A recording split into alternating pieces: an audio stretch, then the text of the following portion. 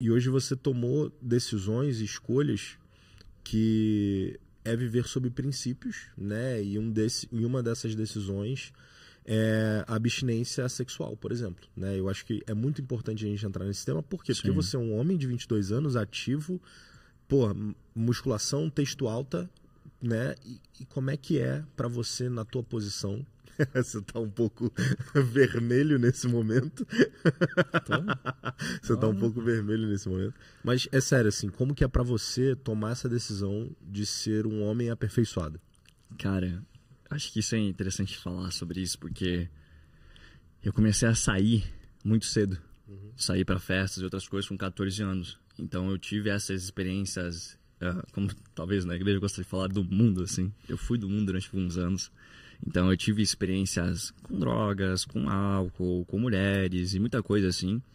Então, por isso que eu acho que eu tenho um lugar de fala, talvez, nesse aspecto, de entender que, velho, tudo isso é busca por prazer momentâneo, é fútil, é irrisório, o bagulho é tipo assim, beleza, tu vai fazer isso, parabéns, tu você é que nem como é que aquele ratinho que a gente tem? Um hamster. Você é que nem um hamster correndo na roda, mano. A todo dia você vai ter que fazer as mesmas coisas para te saciar, porque aquilo é momentâneo. E sempre que você busca por prazeres, a gente chama hedônicos, o hedonismo, que são prazeres momentâneos, você vai sempre desensibilizando o teu cérebro. Então sempre você precisa mais, sempre você vai ter que fazer isso novamente com diferentes tipos de características para te surpreender, para te trazer um maior nível de prazer. Então é sempre uma busca por isso. E quando a gente tem atitudes eudaimônicas, que do grego, né? Isso é simplesmente para falar assim, cara, são atitudes que talvez hoje são desconfortáveis para você praticar, mas que vão te render um prazer futuro. A academia é isso. É você tirar do seu prazer momentâneo, às vezes, uma comida que você gostaria de comer para você comer na dieta e você treinar, cara. A gente trocou ideia com um cara esses dias que treinava há 50 anos, 55 anos. E você perguntou pra ele, e aí, em que momento da vida para de ser um esforço ou desconfortável você treinar? Ele falou, não para. Nunca para. Não para, cara. Nunca vai ser tipo assim, muito louco, né? Irmão, hoje deve ter amanhecido 2 graus. Eu vou treinar hoje. Tá frio pra caramba. Vai ser desconfortável e sempre vai ser desconfortável você sair disso. Mas o prazer de você fazer coisas que vão te dar prazer, na verdade, a longo prazo, é porque isso te dá uma recompensa a longo prazo, mas isso sempre vai ser uma busca maior de um aperfeiçoamento, de algo maior, assim. E aí, qual que foi a pergunta que você fez? Não, é porque assim, ó, eu entendo que você abrir mão... sobre abstinência. Okay. Porque assim, ó, porque assim, pensa que, cara, para você chegar nesse nível de maturidade e consciência, você ou nasce abençoado, para que você de fato consiga chegar nessas conclusões mais rápidos, que foi o caso do podcast com o Gabriel Estevão, que ele já nasceu com um senso de medida e durante a faculdade dele ele não se perdeu em coisas que para ele já era óbvio que não fazia sentido. Sim. Só que, mano, isso é 1% do todo. 99% dos adolescentes ou dos jovens ali que são ou que já foram sexualmente ativos, cara, isso é uma dor real, mano. Sim. Entende? Isso é uma dor real. E aí esse cara, ele se perde numa pornografia, esse cara se perde... Ele sempre vai desequilibrar para algum lado, tender para algum lado. E aí eu cheguei numa conclusão esses dias, inclusive antes de abrir para tu responder, né, que foi o seguinte, assim, ó. Todo período de escassez que você passa em algum momento da tua vida, ele vai desequilibrar em algum período na frente, seja do que for.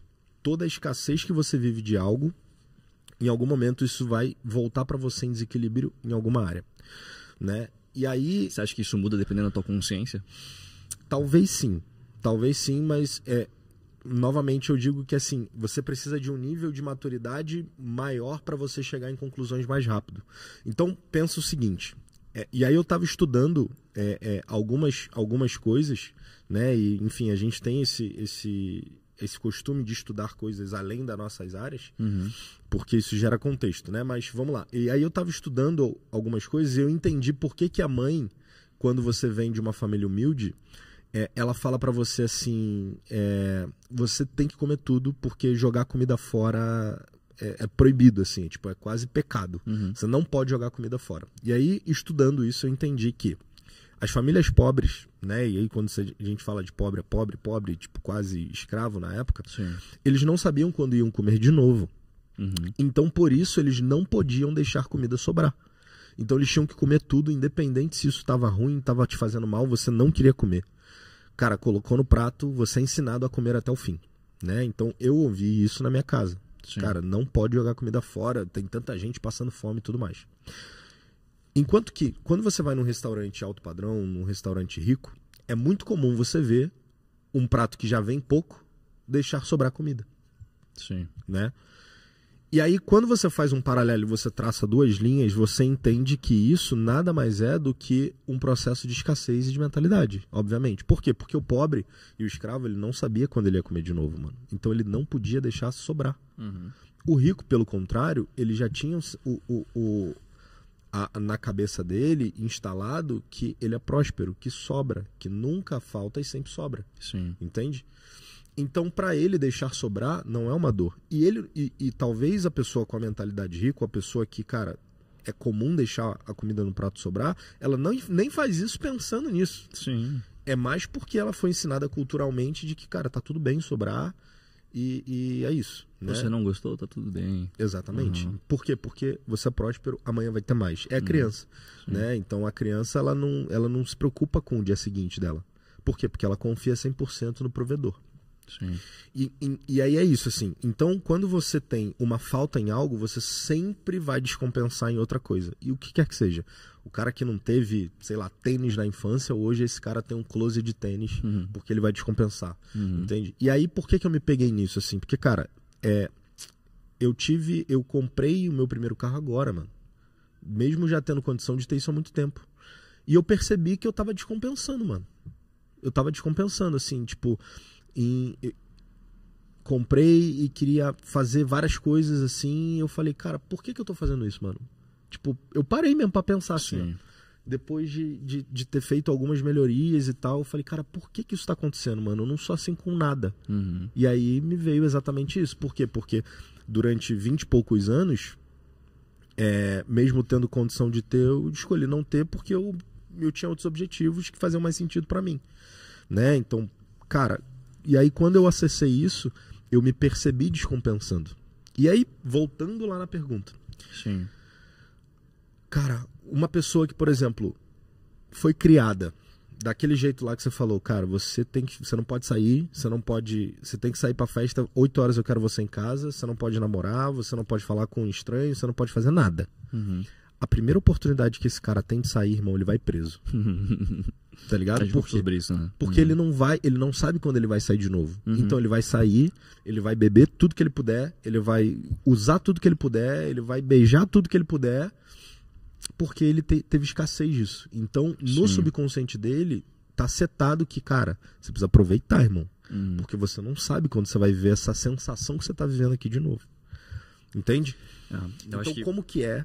E aí, de novo, a pergunta assim, ó, como que é pra tu, depois de ter vivido tudo que você viveu e saído, experimentado e tal, hoje tomar a decisão de viver num princípio que você acredita e que baseia a tua vida daqui pro futuro, daqui pra frente. Sim. Depois me ajuda a lembrar, voltar a esse passo de autoconhecimento pra gente entender também das crenças, tá?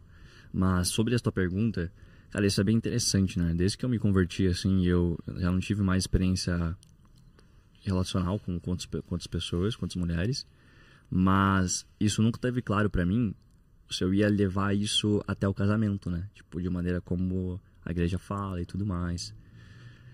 E isso pra mim sempre foi, tipo, talvez uma das únicas coisas que tava, tipo assim, era uma dúvida grande, né? Eu não tinha dúvida quanto a Cristo, quanto aquilo que eu deveria fazer como propósito de todos os cristãos, que é espalhar a palavra. Agora, isso sobre a crença sexual, que não deveria ter relacionamento até o casamento, isso pra mim era uma dúvida muito grande, irmão. Então eu mantia isso até não ter um relacionamento, né? Então, por exemplo, não tenho um relacionamento, eu não vou ter um relacionamento qualquer, assim, né? Mas enquanto eu tiver um relacionamento que eu encontrei essa pessoa e olhar assim pra ela, nossa, essa pessoa aqui é a pessoa com quem eu vou casar. Então talvez agora eu possa ter um relacionamento com ela, mesmo que eu não esteja casado. Isso era a minha crença. Mas antes de entrar no relacionamento que eu tô agora, eu chequei isso com o meu pastor, né? Eu falei assim, cara, eu tô pensando de tal maneira. O que você acha? E aí ele me adverteu, só que isso é muito massa, a gente tá num ambiente maduro e que eu desejo muito que todas as pessoas encontrem um dia. Que é você trazer real uma objeção de falar assim, cara, eu entendo o teu argumento, só que racionalmente pra mim não faz sentido. Deixar de ter um relacionamento não vai mudar nada. Por quê? Porque você vê pessoas que estiveram dentro da igreja, seguiram esse rito, digamos assim, e tiveram casamentos frustrados, separaram e tudo mais. Tipo, que viveu certinho, de acordo com o que a igreja mandou, e depois que casou deu tudo errado. Exato. Então, tipo assim, eu sou muito racional, né, irmão? Você, como você me conhece, sabe. Eu sou muito racional. Então, eu sou muito bom em encontrar argumentos também. Então, sempre que alguém me trazia um argumento do porquê que eu não deveria ter relação, eu rebatia esse argumento. E, de novo, se for argumento por argumento, a gente não vai pra nenhum lugar. Porque não é por argumento que a gente tem que ter as nossas conclusões como cristãos, assim. Nem sempre, pelo menos. E aí, eu chequei com ele, cara, e nesse processo do Espírito Santo, assim, porque eu sempre fui muito puro nesse sentido de, cara, Jesus, Espírito Santo, se não for pra fazer isso, me impede. E antes desse meu relacionamento, eu quase tive alguns relacionamentos com outras mulheres, fora de relacionamento de namoro e tudo mais, e onde o Espírito Santo me impediu, de fato. No sentido, assim, de que eu não consigo acreditar que foi coincidência. Quem tá escutando pode acreditar, mas assim, eu não consigo acreditar, porque qual foi o sentido? Tava saindo com uma menina, de conhecer ela e tudo mais, e eu tava já nesse pé, assim, de, nossa, não vou seguir essa parada. Não vou seguir esse negócio de esperar até o casamento. Então, no dia que eu ia sair com ela, e onde muito provavelmente ia acontecer a relação, cara, eu vinha na igreja, tipo assim, por acaso, num café de quinta, por exemplo, e o Carl tava falando sobre qual assunto? Sobre abstinência sexual. E aí, irmão, eu tenho um temor no meu coração que eu não consigo simplesmente, assim, ignorar o que aconteceu e agir. Tá ligado? Eu consigo, tá, ok. Se eu pedir pro Espírito Santo me avisar, me alertar e me impedir de fazer coisas que eu não deveria fazer, eu tenho que lidar isso como responsabilidade também. E aconteceu de maneira outras 2 vezes a mesma coisa. E quando aconteceu essas outras 2 vezes, o Espírito Santo me impedir, ou pelo menos me alertar, e eu, com temor, não consegui fazer, tipo, mudar de ideia, eu comecei a entender e entrar nesse lugar de obediência. E aí, pra mim, hoje, como que é viver em abstinência sexual, tendo qual que é a minha cabeça, talvez, pra viver isso? Cara, é 100% obediência, irmão. Eu entendi que, eu não sei se pra todo mundo, provavelmente sim, mas eu não me preocupo em pensar dos outros. Eu entendi que pra mim, no meu processo com Deus, naquilo que eu questionei, naquilo que eu pedi, porque eu peço pra Ele todos os dias sabedoria, revelação e discernimento. E Ele me entrega muito isso, e muitas coisas. Então, se eu peço pra Ele sinais, respostas, eu não consigo simplesmente de uma hora para outra ignorar e pegar só aquilo que faz sentido pra mim, pra me satisfazer nos meus prazeres, que é o que desejo. Um egoísmo do caramba, né, velho? Então, eu vivo hoje isso por obediência. Por entender, cara, eu acredito de verdade que Deus quer isso de mim. Então eu vou viver essa parada.